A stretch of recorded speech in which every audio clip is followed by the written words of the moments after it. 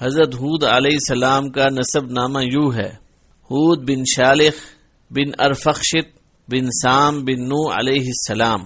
ایک قول کے مطابق ہود علیہ السلام کا نام عابر ہے، جو شالخ کے بیٹے تھے، اور وہ ارفخشت کے بیٹے تھے، جو سام بن نوح کے بیٹے تھے۔ آپ کا نسب اس طرح بھی بیان کیا جاتا ہے: ہود بن عبداللہ بن رباح الجارود بن عاد بن عوس بن ارم بن سام ابن نوح۔ آپ قبیلہ عاد سے تعلق رکھتے تھے۔ یہ ایک عربی قبیلہ تھا جس کی رہائش عمان اور حضر موت کے درمیان ریت کے ٹیلوں والے علاقے احقاف میں تھی۔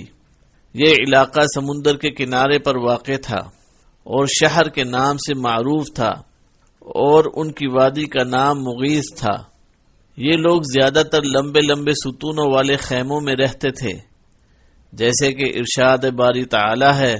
ترجمہ: کیا تم نے جانا نہیں کہ تمہارے پروردگار نے عاد کے ساتھ کیا کیا جو ارم کہلاتے تھے؟ اتنے دراز قد کے تمام ملک میں ایسے لوگ پیدا نہیں ہوئے۔ سورہ فجر آیت نمبر 6 تا 8۔ مثلہا سے مراد یہ ہے کہ اس قبیلے جیسے قوی ہیکل لوگ اور کسی علاقے میں نہیں تھے۔ کہتے ہیں سب سے پہلے حضرت ہود علیہ السلام نے عربی زبان میں کلام فرمایا۔ البتہ وہب بن منبہ رحمہ اللہ فرماتے ہیں کہ ہود علیہ السلام کے والد سب سے پہلے عربی بولنے والے تھے۔ بعض حضرات نے حضرت نوح علیہ السلام اور حضرت آدم علیہ السلام کا نام بھی لیا ہے۔ کچھ دوسرے اقوال بھی ہیں، واللہ اعلم۔ حضرت اسماعیل علیہ السلام سے پہلے کے عرب باشندے عرب عاربہ خالص عرب کہلاتے ہیں۔ ان میں بہت سے قبائل شامل ہیں، مثلا عاد، سمود، جرہم، تسم، جدیس، امیم، مدین، عملاق، جاسم، قحطان، بنو یقطن وغیرہ۔ حضرت ابراہیم علیہ السلام کے فرزند حضرت اسماعیل علیہ السلام کی اولاد عرب مستعربہ کہلاتی ہے۔ فصیح و بلیغ عربی زبان میں سب سے پہلے حضرت اسماعیل علیہ السلام نے کلام فرمایا۔ آپ نے عربی زبان قبیلہ جرہم کے ان افراد سے سیکھی تھی جو آپ کی والدہ حضرت ہاجرہ کے پاس رہائش پذیر ہو گئے تھے۔ اس واقعے کی تفصیل اپنے مقام پر بیان ہوگی، لیکن اللہ تعالی نے اسماعیل علیہ السلام کو انتہائی فصاحت و بلاغت عطا فرمائی تھی۔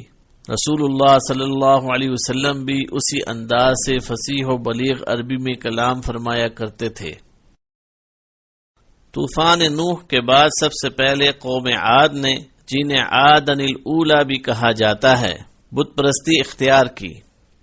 ان کے 3 بت تھے جن کے نام سمت، سمود اور ہر تھے۔ چنانچہ اللہ تعالی نے ان کے بھائی ہود علیہ السلام کو نبی بنا کر مبعوث فرمایا۔ انہوں نے اپنی قوم کو اللہ کی طرف بلایا۔ اللہ تعالی نے سورہ اعراف میں حضرت نوح علیہ السلام کا واقعہ بیان کرنے کے بعد فرمایا۔ ترجمہ: اور اسی طرح قوم عاد کی طرف ان کے بھائی ہود کو بھیجا۔ انہوں نے کہا کہ بھائیو، اللہ ہی کی عبادت کرو، اس کے سوا تمہارا کوئی معبود نہیں، کیا تم ڈرتے نہیں؟ ان کی قوم کے سردار جو کافر تھے کہنے لگے، تم ہمیں احمق نظر آتے ہو اور ہم تمہیں جھوٹا خیال کرتے ہیں۔ انہوں نے کہا کہ بھائیو، مجھ میں حماقت کی کوئی بات نہیں، بلکہ میں رب العالمین کا پیغمبر ہوں۔ میں تمہیں اللہ کے پیغام پہنچاتا ہوں اور تمہارا امانت دار خیر خواہ ہوں۔ کیا تم کو اس بات پر تعجب ہوا ہے کہ تم میں سے ایک شخص کے ہاتھ تمہارے پروردگار کی طرف سے تمہارے پاس نصیحت آئی تاکہ وہ تمہیں ڈرائے؟ اور یاد تو کرو جب اس نے تمہیں قوم نوح کے بعد سردار بنایا اور تمہیں پھیلاؤ زیادہ عطا کیا۔ بس اللہ کی نعمتوں کو یاد کرو تاکہ نجات حاصل کر سکو۔ وہ کہنے لگے کہ تم ہمارے پاس اس لیے آئے ہو کہ ہم اکیلے اللہ ہی کی عبادت کریں، اور جن کو ہمارے باپ دادا پوچھتے چلے آئے ہیں ان کو چھوڑ دیں۔ اگر تم سچے ہو تو جس چیز سے ہمیں ڈراتے ہو اسے لے آؤ۔ ہود علیہ السلام نے کہا کہ تمہارے پروردگار کی طرف سے تم پر عذاب اور غضب کا نازل ہونا مقرر ہو چکا ہے۔ کیا تم مجھ سے ایسے ناموں کے بارے میں جھگڑتے ہو جو تم نے اور تمہارے باپ دادا نے اپنی طرف سے رکھ لیے ہیں، جن کی اللہ نے کوئی سند نازل نہیں کی، سو تم بھی انتظار کرو، میں بھی تمہارے ساتھ انتظار کرتا ہوں۔ پھر ہم نے ہود کو اور جو لوگ ان کے ساتھ تھے ان کو نجات بخشی، اور جنہوں نے ہماری آیتوں کو جھٹلایا تھا ان کی جڑ کاٹ دی، اور وہ ایمان لانے والے تھے ہی نہیں۔ سورۃ اعراف آیت نمبر 65 تا 72۔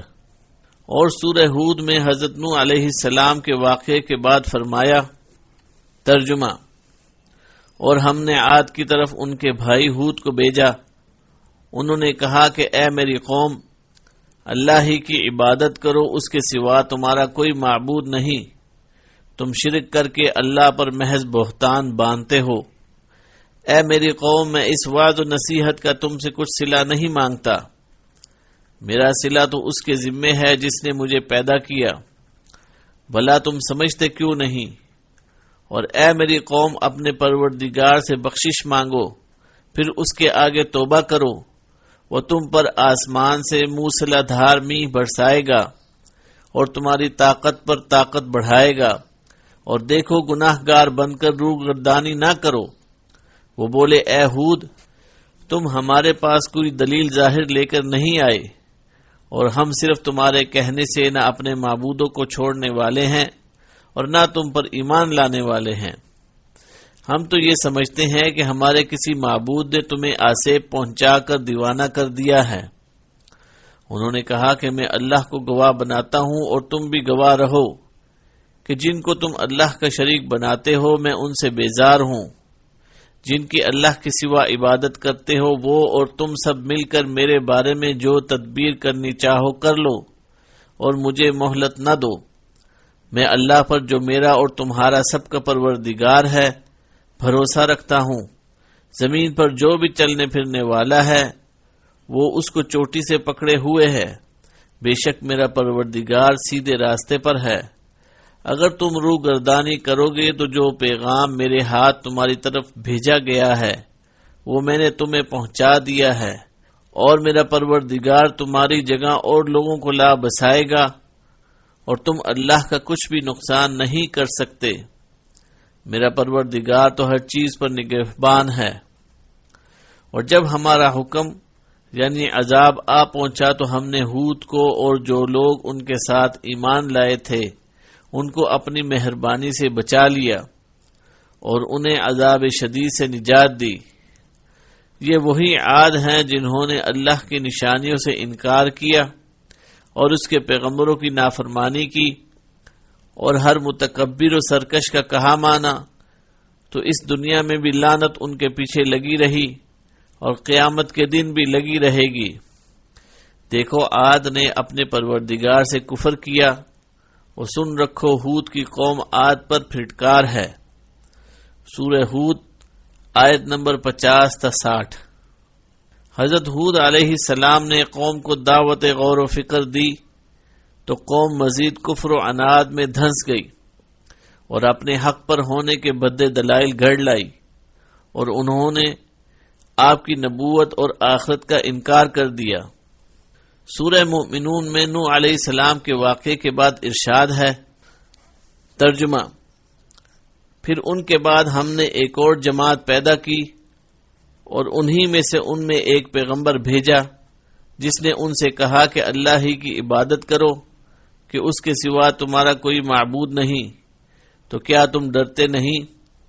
اور ان کی قوم کے سردار جو کافر تھے اور آخرت کے آنے کو جھوٹ سمجھتے تھے اور دنیا کی زندگی میں ہم نے ان کو آسودگی دے رکھی تھی، کہنے لگے کہ یہ تو تمہارے جیسا آدمی ہے، جس قسم کا کھانا تم کھاتے ہو اسی طرح کا یہ بھی کھاتا ہے، اور جو پانی تم پیتے ہو اسی قسم کا یہ بھی پیتا ہے، اور اگر تم نے اپنے ہی جیسے آدمی کا کہا مان لیا تو گھاٹے میں پڑ گئے۔ کیا یہ تم سے یہ کہتا ہے کہ تم مر جاؤ گے اور مٹی ہو جاؤ گے اور ہڈیوں کے سوا کچھ نہ رہے گا تو تم زمین سے نکالے جاؤ گے؟ جس بات کا تم سے وعدہ کیا جاتا ہے بہت بعید ہے۔ زندگی تو یہی ہماری دنیا کی زندگی ہے کہ اس میں ہم مرتے اور جیتے ہیں، اور ہم دوبارہ نہیں اٹھائے جائیں گے۔ یہ تو ایک ایسا آدمی ہے جس نے اللہ پر جھوٹ افترا کیا ہے اور ہم اس کو ماننے والے نہیں۔ پیغمبر نے کہا کہ اے میرے پروردگار، انہوں نے مجھے جھوٹا سمجھا ہے، تو میری مدد کر۔ فرمایا کہ وہ تھوڑے ہی عرصے میں پشیمان ہو کر رہ جائیں گے۔ چنانچہ ان کو وعدہ برحق کے مطابق زور کی آواز نے آن پکڑا تو ہم نے ان کو کوڑا کرکٹ کر ڈالا۔ پر ظالم لوگوں پر لعنت ہے۔ سورہ مؤمنون آیت نمبر 31 تا 41۔ حضرت ہود علیہ السلام نے قوم کو اللہ تعالی کے انعامات یاد دلائے تاکہ وہ اپنے مالک و رازق کو پہچان جائے، مگر ان کے دلوں پر کفر کے قفل پڑ چکے تھے۔ سورہ شعراء میں نوح علیہ السلام کے واقعے کے بعد ارشاد ہے۔ ترجمہ: عاد نے بھی پیغمبروں کو جھٹلایا جب ان سے ان کے بھائی ہود نے کہا کیا تم ڈرتے نہیں؟ میں تو تمہارا امانت دار پیغمبر ہوں، سو اللہ سے ڈرو اور میرا کہا مانو، اور میں اس کا تم سے کچھ بدلہ نہیں مانگتا۔ میرا بدلہ اللہ رب العالمین کے ذمے ہے۔ بھلا تم جو ہر اونچی جگہ پر نشان تعمیر کرتے ہو اور محل بناتے ہو، شاید تم ہمیشہ رہو گے، اور جب کسی کو پکڑتے ہو تو ظالمانہ پکڑتے ہو، سو اللہ سے ڈرو اور میری اطاعت کرو، اور جس نے تم کو ان چیزوں سے مدد دی جن کو تم جانتے ہو اس سے ڈرو۔ اس نے تمہیں چار پائیوں اور بیٹوں سے مدد دی اور باغوں اور چشموں سے۔ مجھ کو تمہارے بارے میں بڑے سخت دن کے عذاب کا خوف ہے۔ وہ کہنے لگے ہمیں خواہ نصیحت کرو یا نہ کرو ہمارے لیے یکساں ہے، یہ تو اگلوں ہی کے طریق ہیں اور ہم پر کوئی عذاب نہیں آئے گا۔ سو انہوں نے ہود کو جھٹلایا تو ہم نے ان کو ہلاک کر ڈالا۔ بے شک اس میں نشانی ہے اور ان میں اکثر ایمان لانے والے نہیں تھے، اور تمہارا پروردگار تو غالب اور مہربان ہے۔ سورہ شعراء آیت نمبر 123 تا 140۔